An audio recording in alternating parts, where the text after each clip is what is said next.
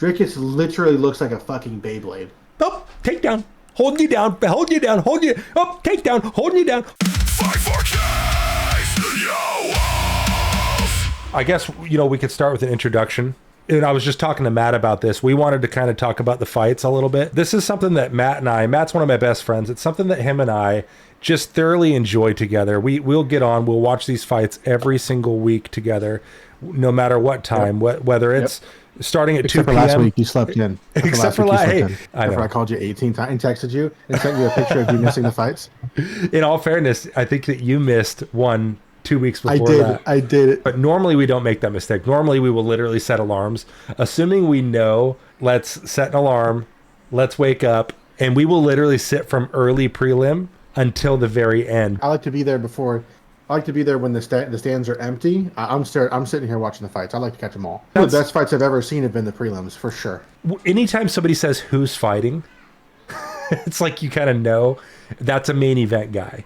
If you're a football fan, you can honestly look at somebody and go, what's your favorite football team? Because they all have one. But if you're a UFC fan, you can't look at somebody and go, who's your favorite fighter? Not necessarily, because we all have so many. You don't have like, I only will watch when Max Holloway fights. That's just not UFC. You watch, if you're a fan, you watch all of them and you find people that you enjoy in every single fight card.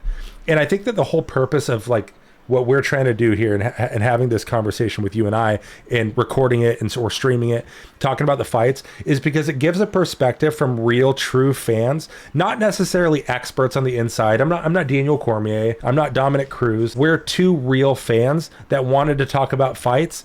And I think that brings a whole different perspective, because you have all these people that are pros. I'm a pro fighter. I know a lot about fighting because I grew up watching it my entire life. I know a lot about fighting because I watch every single one of these. I don't have enough brain capacity to watch other sports. This is my sport. That's really it. Just enjoy to watch the fights. Started off not knowing what's going on, just why are there two people fighting? And the more you understand, the more you get hooked in. You're like, that was really cool, when you wouldn't have noticed it before, right? Did you see that?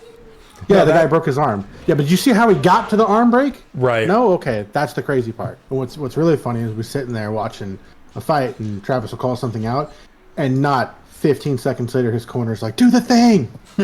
Do this! And Travis like, see, I told you. Let's get to what we're going to talk about. We have UFC 329, which is coming up next month, July 11th. What time does it start, Matt? It starts at 2 p.m. Why? Because we watch the prelims. So we watch the prelims. Okay, it starts at 2 p.m. The headline of that card, which we will get to soon, is obviously Conor McGregor, the most popular UFC fighter of all time, versus Max Holloway. And what makes that fight so beautiful to me, dude, I am the biggest fan of both these guys. You talk about like what we were talking about earlier. Who's your favorite fighter? Yeah, Conor McGregor, Max Holloway. Thank you guys for fighting each other. So we'll get to that. Round two. Two completely different. It isn't even a round two, right? Like, it's not like it's a rematch.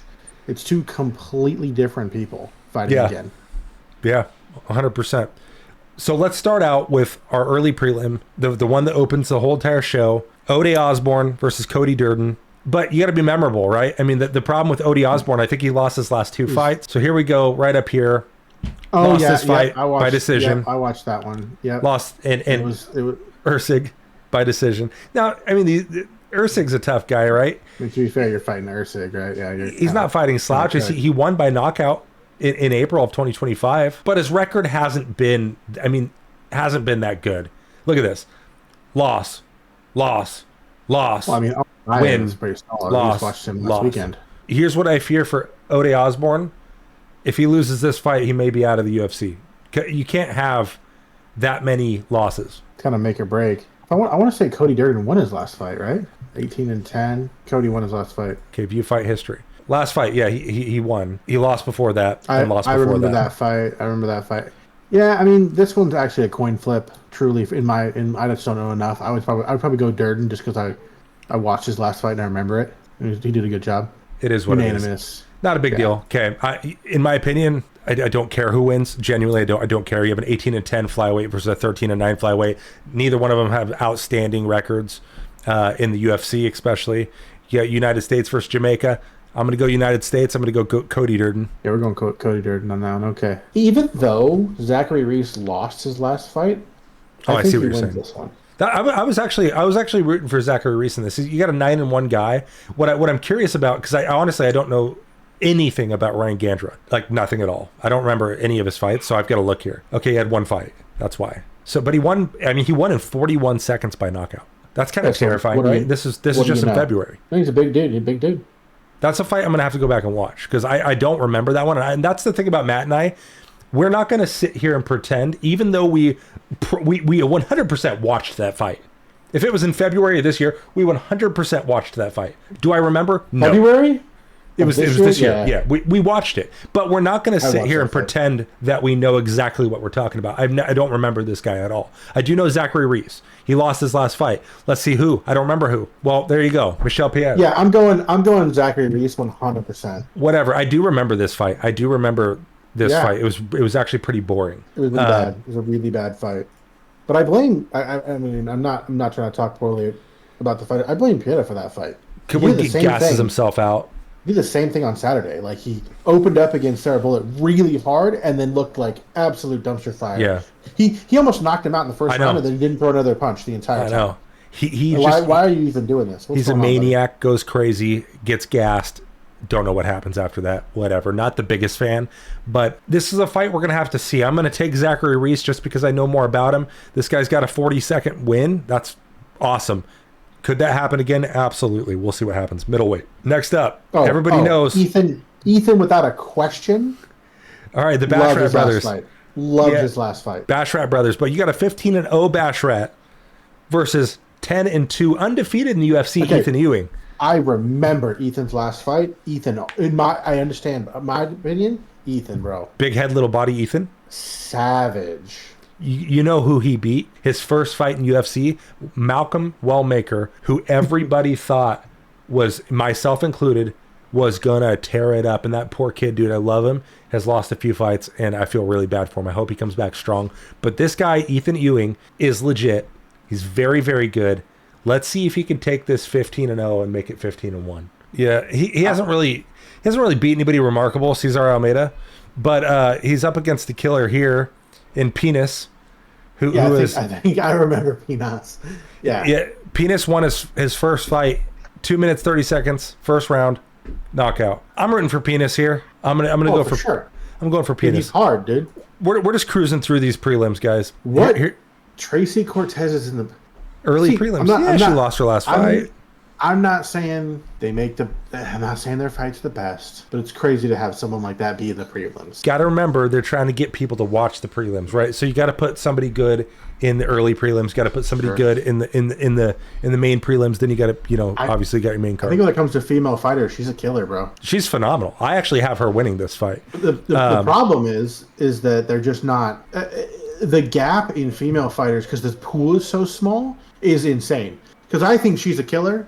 But then you go to the top level and she's not even playing the same game. Dude, her record is savage, though. When you look at the people she's beat in UFC, beating Da Silva, beating Mora, it's those two good fighters. That's what I'm dude. saying. Like, and who did Tracy lose her last fight to? Oh, Erin Blanchfield. Tracy's fought some savages, dude. I mean, she's really fought. Rose Namajunas is one of my favorite female fighters of all time.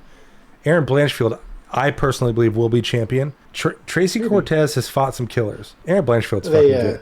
If Macy Barber could ever stay on the Barber, she's a weight cut down. She's just a tank. Yeah. This is a great fucking fight, dude. I'm so excited for this in the early prelims. It's going to be an absolute bangerang. I think I agree with the odds on Luke Riley, but you can't count out Kai. I mean, he's just an animal. I think it's going to be like a third round, like TKO type of deal. Like I don't think unless this is tough, right? I think that Kai, it's either going to be Kai knocks him out in the first round or Luke kills Kai in the third round. Because Luke can go. He's got an infinite gas tank. So you've got a 69% chance that Luke's going to win by knockout, 0% chance of him winning by submission. They think that Kai could edge it out in a decision and that Luke would win. I think that Luke is going to knock him out in the third round. I think Kai's going to win the first. Based on the previous fight, I think Kai wins the first round. He might knock out Luke in the first round, but if it gets past that, Luke's gas tank just doesn't ever.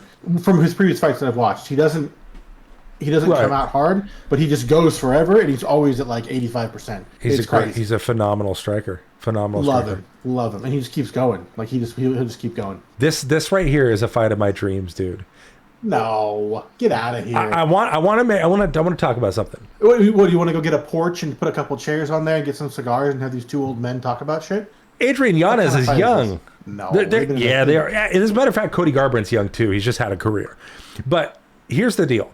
I was the biggest Thomas Almeida fan when he first came into the UFC. I thought I told everybody Thomas Almeida is going to be the champion. I'm in Idaho on a camping trip, and we're fishing. Me and my brother and my buddy Jared, and we're like, dude, the fights are on. We got to get into town. So we literally get in the truck. We drive to the closest town. It was called, I think, Wheeler or Weiser, Idaho. We walk into this bar, and it was literally like Rango. Everybody stared at us like, "You're not from around here, are you?" And Where were you guys at? We were in Idaho, on the border of Idaho and Oregon, because we're in Oregon, obviously. So I think it is Weezer. Yeah, something like that. And we go into this bar, and we're watching Cody Garbrandt, Thomas Almeida, dude. And I was so heartbroken when Cody Garbrandt knocked him out. And then you watch the growth that he had to win the belt, and to do it. When people ask me what's one of your favorite UFC fights of all time, in the top 10 is going to be the Cody Garbrandt Dominic Cruz fight. When you build the story into it, Uriah Faber could never really beat Dominic Cruz. There was always this rivalry. Uriah Faber, creates this gym, brings up this kid, Cody Garbrandt, teaches him exactly how to beat a style like Dominic Cruz. Now Dominic Cruz is the old guy. He's the champion. Cody comes in and beats him just in incredible fashion. He's breakdancing and shit. That was when I became a fan. I hated him when he beat Thomas Almeida, but I became a fan when he beat Dominic Cruz, and I love him, dude. He's so entertaining. I feel so bad that he's had so many setbacks. But on the other side of this fight, Did he won in a while? I guess it looks like he won his last fight. Can you pop that up? I'm trying to remember who he beat. I do remember him winning. I just don't remember who it was. Yeah, it kind of. He's not had a good go, man. No, not well. Yeah, he's had a bad. Yeah, just rough. It's tough out there, bro. That's a good division. Actually, looking at who he's fighting, for sure. Damn, that's a. Well, they don't give him easy fights, but this fight right here, I promise there's going to be a knockout. As a matter of fact, I want to see their odds here. They're giving. I think Yanez beats him. To be honest with you, I am also the biggest fan of Adrian Yanez. Like, I love Adrian Yanez, dude. His whole story about his dad and just the kid has so much heart, and his boxing is so fucking clean. Knockout round 1, knockout round 3, knockout round 2, gets beat by Rob Font. That was a tough one. The jabs were killing him. Gets knocked out again, then comes back and wins, then loses, and then has a draw. But dude, he got some stiff competition. I fucking love Adrian Yanez. I'm rooting for him in this fight, but I'm also rooting for Cody Garbrandt. I'm going Cody on this one. Are you? I think Cody's got a lot to prove. I think he wants to come back up, and I think he's going to train a little harder, especially for a McGregor card. Here's the thing that worries me about Cody Garbrandt, bro. It's almost like he's lost the heart, and he doesn't know he's going to win, right? He doesn't have the chin anymore, and I hate saying that because it's so cliche, and we've seen it time and time again. When he gets in a firefight, he swings, he gets clipped, he's gone. Adrian Yanez is a phenomenal boxer. That's enough about that one. We'll see what happens. I'm excited about that. I promise you that's going to be a firefight. It's going to be a great fight. Wait. They put... Okay, wait a minute. What, you want to go back to it? Go to Robert Whittaker's... Go to Robert Whittaker and click on his last fight. I think it was getting his... Oh, I was going to say getting his jaw broke by No, that's what I thought. I wanted to make sure, because if his last fight was that, putting him in the prelims is disrespectful, but I forgot about the Whittaker fight or the DeRitter fight. Let's talk about. Let's talk about Whittaker, dude. Fuck, dude. Just honestly, one of the best ever. And I like him. He's really good. I don't think he's one of the best ever. Dude, you're out of your mind. Out of your mind. I'm out of my mind. I know. You love him. I like him. I like Robert Whittaker. I don't think he's that good. Now you're gonna see some of these faces and you're gonna say, "Oh, dude, he only beat blah blah blah blah blah." Whatever. Okay. He lost to Thompson. Yeah, this is 2014. Yeah, I'm just saying. And Stephen Thompson, everybody lost to him.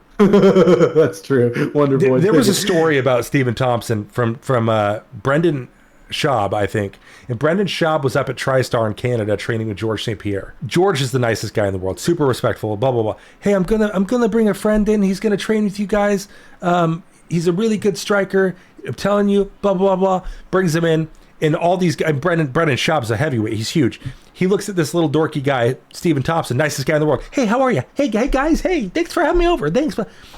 And Brendan Schaub and all the other boys were like, this is the guy that's gonna beat our asses and teach us stuff. Motherfucker beat all their asses. Beat the shit out of all of them. I love that story. Dude, he's so good. I feel bad for him now just because he's old, man. The old tricks don't work anymore. I almost don't want to watch him fight just because I feel bad. I know he's going to lose even though he's that good. There's a lot more to it than karate, right? And he's such a good striker and he's so hard to figure out, but he's getting old. His timing's not the same, but he's fucking they got hours of video on him at this point. That's the thing, right? The longer you've been in, which is crazy. It's weird that. Sorry, I know we're off topic now, but it's crazy that Lopez couldn't beat Volk because there's so much footage on Volk now. Yeah, but that you should be able to beat him because Lopez, I think. You can beat him. He's a better striker. No, he's not a better striker. He's got more power. But when you that's what I meant. That's what I meant. Yeah. He has more opportunity to take Volk out than Volk does of him. Volk's not going to knock out Diego Lopez. He's going to beat him by piecing him up for 25 minutes. But the point of watching tape is to exploit problems. And when you're Volkanovski, you make almost no mistakes. Yeah, but you know who did learn is Islam. Islam learned, and he timed that kick perfectly. There was something he saw to be able to get that kick off and knock him out that I couldn't tell you. Nobody else could tell you either because they can't do it either. Let's talk about Whitaker. Whitaker going off of Rhodes. Win. Got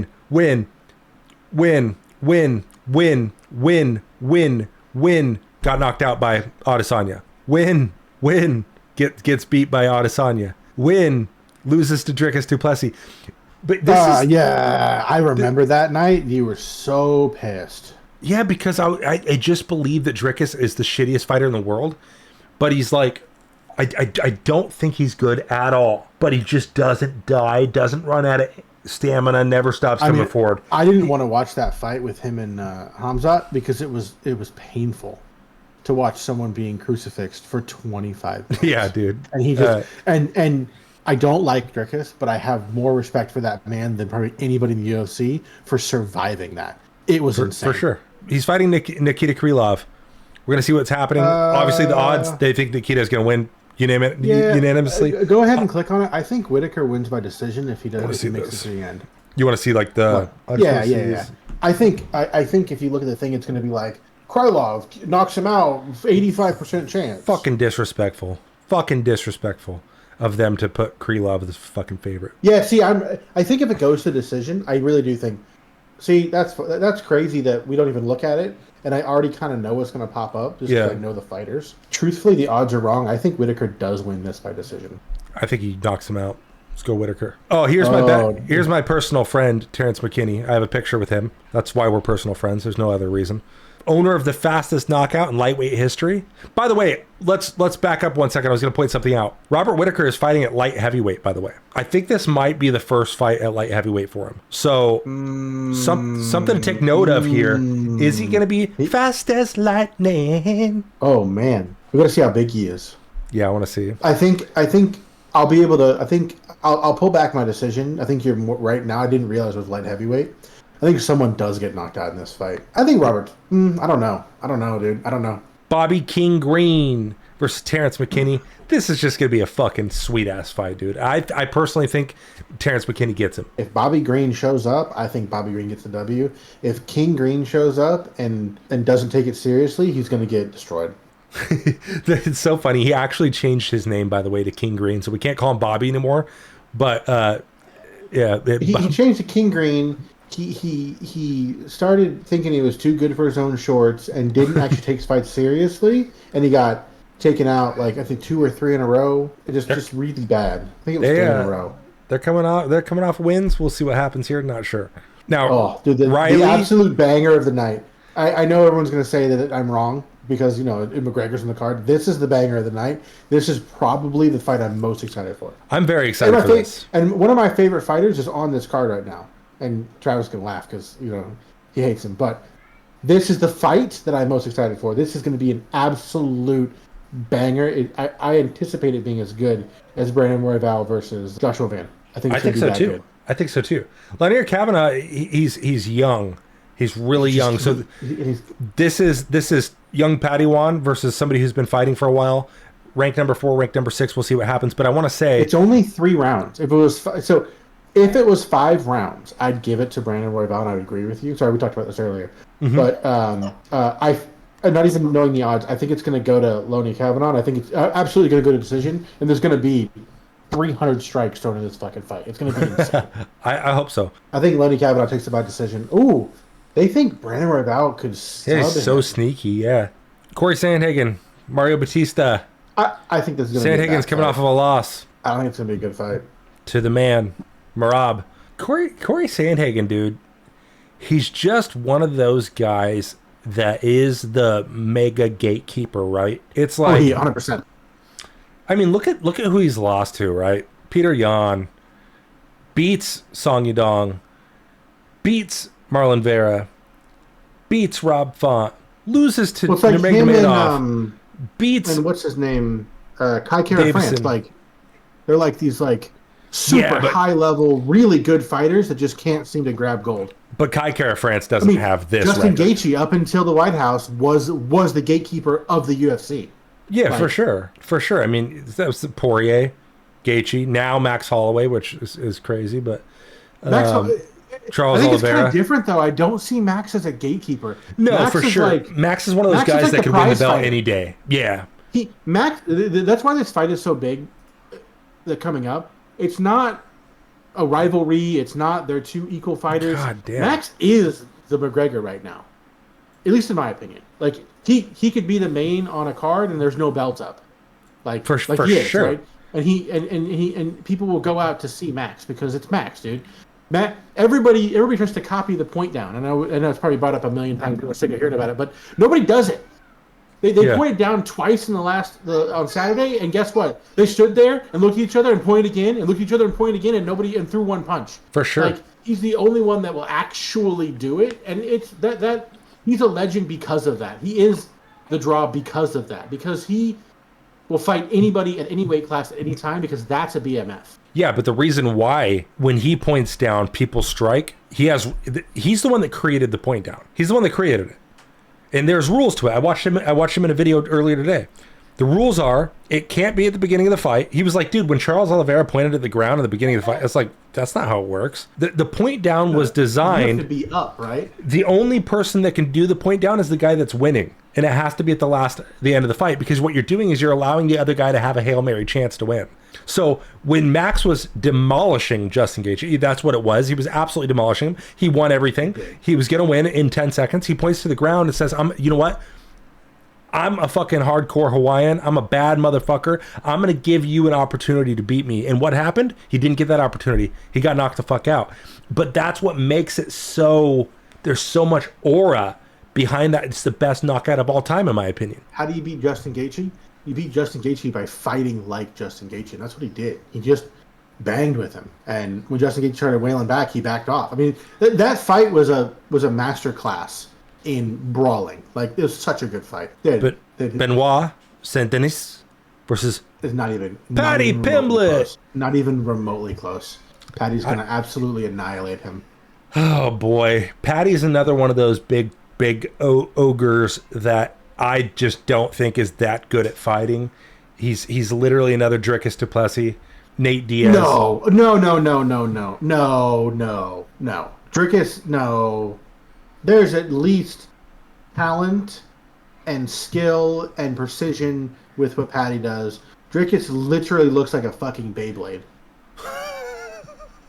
Paddy Pimblett has his chin straight up in the air, throws just weird strikes. I'm not saying he's the greatest fighter of all time. Halfway decent at grappling. What I'm saying is, you cannot put him in a class with Dricus. That's fucked up. I see him as a guy. Now they're all weight class bullies, every single one of them. But I see him as a mega ultra, the lord of weight class bullying, just like Dricus du Plessis, just like Islam Makhachev.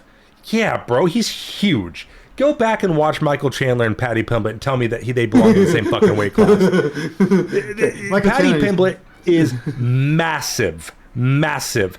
On top of that, he has 5'10". unlimited. He's fucking huge. He's 5'10". And he's huge. It's not just about height. The guy's fucking huge. They agree with you that Paddy's not going to win this. Because Benoit is actually a good fighter that doesn't have that good of a gas tank. Whereas Paddy's the exact opposite of that. He has an endless chin with an endless gas tank. And Benoit is the kind of... I'm not going to discredit his chin just because Poirier knocked him out. He was exhausted. He couldn't move, but that's the problem, right? He doesn't have that good of a gas tank. So we're gonna see what happens in this fight. I'm hedging Paddy the win. subs him. Dude, look at the odds on the subs. That's crazy. So we're gonna see some grappling, it thinks. Yeah, I mean, think of the Bobby Green fight. Paddy ran out, subbed him, boom, done. Yeah, but this isn't Bobby Green. We're watching. No. I understand that. I'm just saying I don't think Paddy wants to stand and bang with Benoit. I think that they're 100% correct that it goes to decision. If it goes to decision, Paddy will win it. Yeah, I do not think Benoit wins the decision. I just don't. I don't know. Just based off, he is a weight bully. They all are. Like you said, I don't know if Benoit can sub Paddy. Look at the takedown average. He gets 4.2 takedowns per fight, whereas Paddy gets not even one. I don't know. We'll see what happens there. It very well could be Benoit putting on pressure, taking Paddy to the ground, and us seeing 15 minutes of Benoit just hugging him on the ground. I could see that happening. I don't see him getting Benoit off once Benoit gets locked into something. It's gonna be a fucking sweet fight. I want Paddy to win. We've been talking about this ever since they pre-announced it, and where both gut reactions were Conor McGregor's going to win. We were talking about it. We're like, Conor McGregor's going to win. But then the more we thought about it, at least the more I thought about it, the more I watched some tape, the more I think about all the other fighters that took time off. It's really going to go one of two ways, and I know that it always does. It's a fight. Conor's going to come out and look absolutely phenomenal at like a 5% chance. Or he's going to come out and look like an old man who probably shouldn't be out there. He's still going to be Conor. He's still going to throw his punches. He's still going to look real classy. He's still going to be fast. No, maybe not as fast. He's bigger, right? He is bigger. Yeah, but that's one of those weird things where you wonder if guys fight better at a weight class where they don't have to cut much, or if you know what I mean. It's like one of those things where we've watched Conor's career in his prime of when he was cutting half of his body weight off. Right, and he was so fast.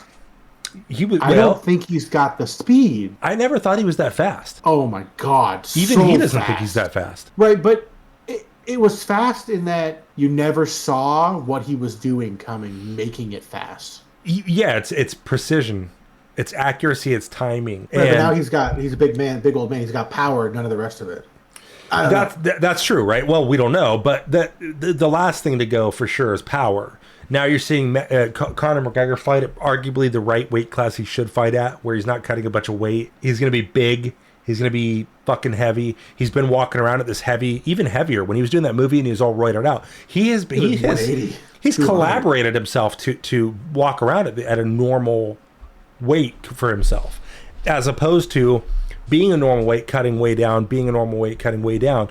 We're going to see what happens. Chael Sonnen says, you don't get better at something you don't do. But if you're talking about the 15, 25 minutes twice per year, I don't think that makes you that much better. With this whole ring rust thing, dude, it's like, well, he hasn't fought in 5 years. Dude, okay, he missed out on 5 years is crazy, but let's say, he hasn't fought in 2 years. Okay, he missed out on 4 fights. But do you think the guy is not in the gym training all the time? You think they just stop? You think since these guys were kids, training every day and doing, you think they just stop even though they don't have a fight coming up? No, they're in the gym. They're fighting all the time. Max is on a different level than when he was a kid. Max Back Holloway then he was actually losing fights. Well, the problem with Max when he fought Conor the first time, I think Conor's a bit delusional about this. He thinks that Max hasn't gotten better. You're out of your mind. It's not just about skill. It's not just about skill. Well, because Conor's looking at it as he fights the same. Well, he really does. Max fights very similar to when he fought Conor the first time. But there's a huge difference in when you use what you use. There's a huge difference in mentality. He's way more mature. He's been through wars now. He's fought the best of the best. He's been the champion. So there's no fear for Max Holloway going into this fight. I can promise you that. Right. And there's And there, and he, if you, I watched a video recently. Back then, Max was fighting. I mean, for the next meal. He didn't get the. Yeah. He didn't have any luxuries he has now. He was just a poor kid from Hawaii trying to make it happen. yeah. And he wasn't this big name fighter that has all this money, and he back then he just fought for the money. He didn't need the win. He didn't care. Like, I don't know. It's just a different type of deal. It is a huge red flag that they're fighting in such a big weight. Like Max going up, was it 2 weight classes? Yeah. I mean, he was the featherweight king for a long time, and then had a couple fights at lightweight. He came up early on when he was champ from featherweight, fought Poirier, got the shit beat out of him, went back to featherweight, lost to Volkanovski. There was kind of a little falling and apart. Then came back up. Beat Poirier. Beat Poirier, beat And Justin. then beat Gaethje. Is he gonna? We don't know what either one of these. We've never seen either one of these guys fight at welterweight. We have no idea.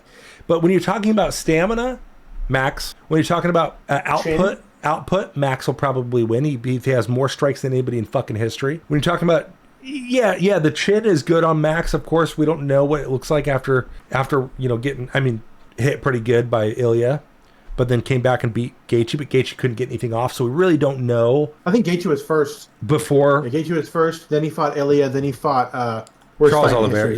Fucking Oliveira. Yeah, I don't even want to talk about it. And actually his comeback was Poirier. Yeah, that's what it was. Poirier's retirement fight. How many people has Max Holloway retired? That's we insanity. got the Korean Zombie. Yeah, I could have sworn that Poirier was before Gaethje. No. Wow. It's even better because the best part about it is the two BMFs that we agree that Poirier and Gaethje were there was no question perfect guys for the BMF belt. Holloway goes and beats them both. I mean, that's fucking awesome. Yeah, he's finally got some KOs under his belt, right? I remember waking up in the middle of the night to catch the fucking Holloway Korean Zombie fight because it was a fucking it was super early in the morning. Probably the most heartfelt fight of all time, right? With the Korean Zombie coming out with the Hawaii shirt on. If you watch that fight, Holloway was not for blood. He was really just sparring. Of course. Korean Zombie was done. He wasn't trying to kill him. He was like, we're just fighting.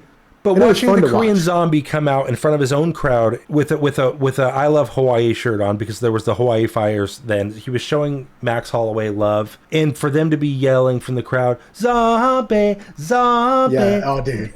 Getting chills. Great fight. And then he gets fucking beat the way he did, and then he was so caring. They were so caring for each other after. What a great fight, dude. I don't think, was the Poirier fight for the BMF belt? Yeah, I think so. No, because Gaethje, it was, because Gaethje knocked out Poirier for the BMF.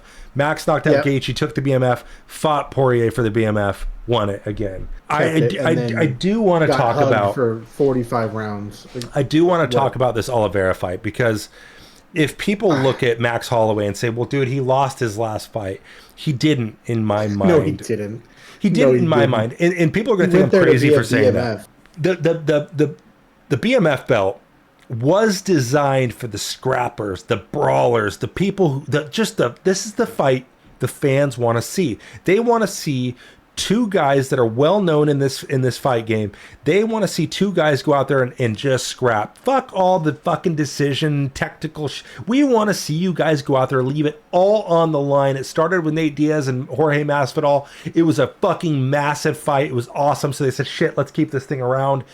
And then it goes on. So you got Max as the winner and the holder of this BMF belt, and in his mind he says, I'm going to go on and I'm going to put on these great fights. This is why he knocked out fucking Gaethje. This is why he pointed at the ground. This guy is no longer, and I'm not saying he's no longer training the grappling, because it is part of the game, but you got to forget a bit about it.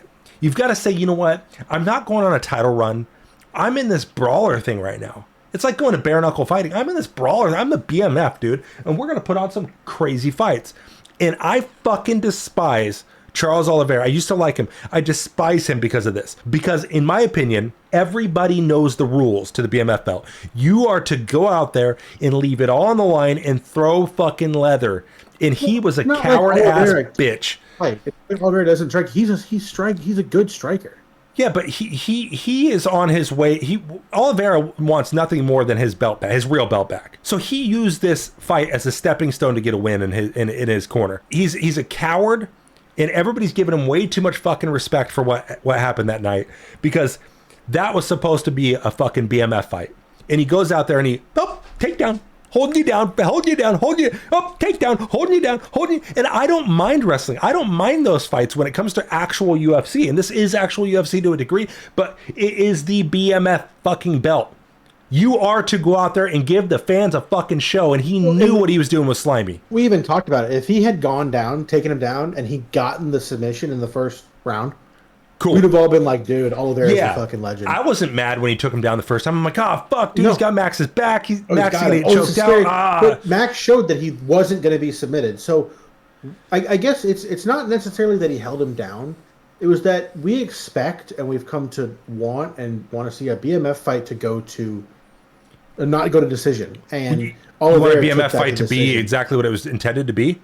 You want it to be a brawl? Somebody gets choked out, great, fantastic. Somebody gets knocked out, great. But going to a decision and only 50 strikes being thrown, fuck off. Actually. It was a terrible fight, and I 100% blame Oliveira. And I think that if this was a normal fight for a UFC championship, I'm not saying Max would have won, but I'm saying he would have prepared differently. Came out different. Yeah. He would have prepared differently. He would have trained differently.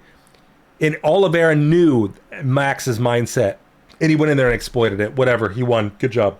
I got Bobby Green. He's got Terrence McKinney. I got Terrence. You got Bobby. I got Kavanaugh. I got Royval. And you got Royval. I think we both. I got Mario Batista. I think we both agree on Batista on this one, which is kind of crazy. Patty. I think Corey might win now that we went through all this. I think Benoit beats Patty. You think Patty beats Benoit? Now that we've gone through this, I'm doubting it, but I'm just gonna. I'm doing I'm going for Patty. Patty's got to come back. I think Patty's going to come back and he's going to go for a belt. Matt brought this up earlier when we both first heard of this fight. Although they're my two favorite fighters, I can't think of anybody in the world that I get more excited to watch than Conor McGregor. When I hear that Conor McGregor is going to fight, I'm sorry, but I'm fucking excited. I'm like preparing for it, and I love it. We've got Max Holloway. We got Conor McGregor. I think the instinct is right away you want Conor to win, no matter who he's fighting. So you go with him. You pick him. Conor's going to win. But then you start thinking about everything. And you're like, damn, dude. Is he fucking... He got beat by Poirier. And I know you can't do fight math this way, but he got beat badly twice in a row and hasn't fought in years and broke his leg. And Max Holloway's been active and he's been fighting and he's got so much output. And God, dude, it's so fucking hard. I just want a good fight. I want it to go more than 3 rounds. I don't know. I think Max will win. I don't want him to, but I do. It's such a hard fight. Why are they going to make these guys fight each other? Max is going to win. Not unwavering confidence, but I'm pretty confident Max is going to win this one. So we wanted to come on here, kind of introduce ourselves, talk about some fights, but we are also going to probably watch some of the embedded stuff, some of the early stuff before this main event, and we'll probably come back and talk more about what we think of, the situation, how they're looking. Do an educated recap. More so Conor McGregor, right? I think that's what everybody's going to focus on. How does he look? We're going to get some embedded stuff. We're going to get to see some of the inside scoop before the fight. We'll talk more about that. Obviously, we'll talk about the weigh-ins. And we'll come back through. And now these predictions are not set in stone. We got to see we got to see what's popping. Do a little bit more research. Think about it a little bit more. Decide. And then we'll put our official predictions out there. Thank you guys for watching. What is it? What do all the cool kids say? Like and subscribe? You subscribe, then you like, and then just fucking yeet some money at us or something. I don't know. Yeet money at us. Something like that. All right. Peace.